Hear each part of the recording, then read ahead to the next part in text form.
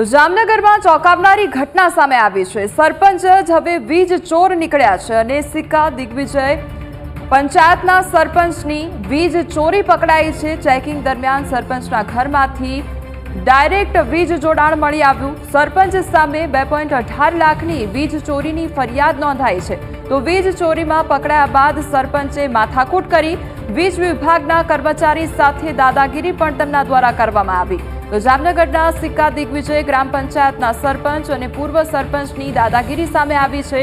વીજ ચોરી કરતા પકડાયા બાદ સરપંચે માથાકૂટ શરૂ કરી અને વીજ વિભાગના ચેકિંગ દરમિયાન સરપંચે માથાકૂટ કરી હતી। ચેકિંગ દરમિયાન સરપંચના ઘરમાંથી ડાયરેક્ટ વીજ જોડાણ મળી આવ્યું હતું અને રિપેરિંગ માટે ગયેલી વીજ ટુકડીને ધાક ધમકી આપી ફરજમાં રૂકાવટ પણ કરવામાં આવી હતી। સરપંચ વિરુદ્ધ 2.18 લાખની વીજ ચોરીની ફરિયાદ નોંધવામાં આવી છે। સરપંચ અને ઉપસરપંચે ધાક ધમકી આપી ફરજમાં રૂકાવટની સિક્કા પોલીસ મથકમાં ફરિયાદ પણ નોંધાઈ છે। તમે તમને હું કામ કહેવાનું મારે ઓફિસ ને કહેવું તમને હું કામ તમે ખોટા જવાબ અમને દીધા ખોટા જવાબ કેવા જવાબ આપ્યો તો ને તો અમે લપત થઈને પછી ખોટા જવાબ થાય તમે ખોટો તમે મને કોઈ દિવસ અમારી પાસે આટલો બધો એરિયા છે બરાબર અમારે કેમ બીજે કે નથી અરે તો હું તમારી ફિલિંગ ને સમજી શકતો તમે મને કેટલી વાર કીધું સરપંચ પૂછી લ્યો તમે નાની ખાવડી એમ નહીં તમે મને મેલીમ સાહેબ કેટલી વાર કીધું આમાં પૂછી લ્યો એક મિનિટ મેલીમ સાહેબ તમે મને કેટલી વાર કીધું છે કે સરપંચ હું ગાગવા છું હું અહીંયા છું થોડીક વાર થઈ જાય તમારું મેં કોઈ દિવસ તમને કાંઈ કીધું માણસ ક્યાં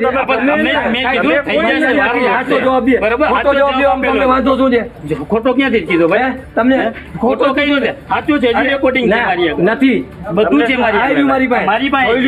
મારી પાસે ફોટા પાડ્યા લેડીઝ ના એમ અહીંયા મારી ઘરવાળી ઊભી છે ફોટા પાડ્યા આપણું કામ કરીએ છીએ આપણે લાઈન ના લોકો તમે હવાઈ લેવાના ન લેવાના પૂછો પર્સનલી આવીને પાડીને ગયા પર્સનલ પૂછો તમને એવું લાગે પૂછો મારી વાઈફ એમને સાહેબ પૂછો મારી વાઈફ ને શું તમારા વાઈફ ને પૂછે પણ એવું તમારે લખાવ તમારું ડીલ લઈને ગ્રાહક નંબર લખાવવાની તમે કોઈ માણસ છો મને વતીને યાદ હોય તમે લખાવો છો તમારા ગ્રાહક નંબર જોઈએ બીજાની શું જરૂર છે એમાં અરે તમે કીધું કેની ગઈ છે રેકોર્ડિંગ છે તમે ગ્રાહક નંબર માંગ્યા તમે શું કીધું એ ભાઈ ગમે છે તમે ગ્રાહક નંબર લઈને લખાવવાના તો ગ્રાહક નંબર દેઈ તમને તમે ગ્રાહક નંબર માંગ્યા તમારે હજી કામ કરવા દેવું હોય કામ કરવા દેવાનું છે કે નથી કરવા દેવાનું આ ભાઈ ખોટા ને ખોટા સવાલ કરે તમે ગ્રાહક નંબર માંગ્યા તમે વહી જાઓ।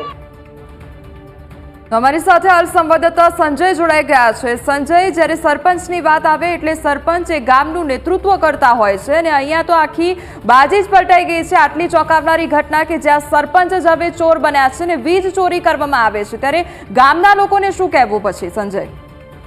જી કોમલ, ચોક્કસથી જણાવી દઉં કે પહેલા તો સમગ્ર ઘટનાની વાત કરીએ તો જે સરપંચ છે જે સિક્કાના દિગ્જામ જે ગ્રામ પંચાયત છે તેના સરપંચ છે તેઓએ જ ખુદે જ જે વીજ ચેકિંગ જે ટુકડી છે એમને ફોન કરીને બોલાવ્યા હતા। તેમના સરપંચના ઘરે જે લાઇટને લઈને કોઈ પ્રશ્ન હતો તેઓએ ખુદ બોલાવ્યા હતા। ત્યારબાદ જે ચેકિંગ જે ટુકડી છે વીજ કર્મીઓ છે તેઓ કામ કરતા હતા તે દરમિયાન જે સરપંચ છે અને ઉપસરપંચ ઉશ્કેરાઈ ગયા હતા અને જે વીજ કર્મચારીઓ છે તેમની સાથે જીભાજોડી કરી હતી। ત્યારબાદ તેમને જે ધાક ધમકી પણ આપવામાં આવી હતી। ત્યારબાદ જે ટુકડી છે તે ચેકિંગ કરી હતી ત્યારે દરમિયાન જે સરપંચના ઘરમાં જે લંગરિયા નાખીને વીજ ચોરી કરવામાં આવતું હોય તેવું સ્પષ્ટપણે જણાઈ આવતા તેઓએ વીજ કંપની છે તેમના દ્વારા સમગ્ર કાર્યવાહી કરવામાં આવી છે અને જે ધાક ધમકી આપવામાં આવી છે, ફરજ રૂકાવટ કરવાનો જે પ્રયાસ કરવામાં આવ્યો છે તેને લઈને જે પોલીસ સ્ટેશનમાં સિક્કા પોલીસ સ્ટેશનમાં ફરિયાદ નોંધવામાં આવી છે।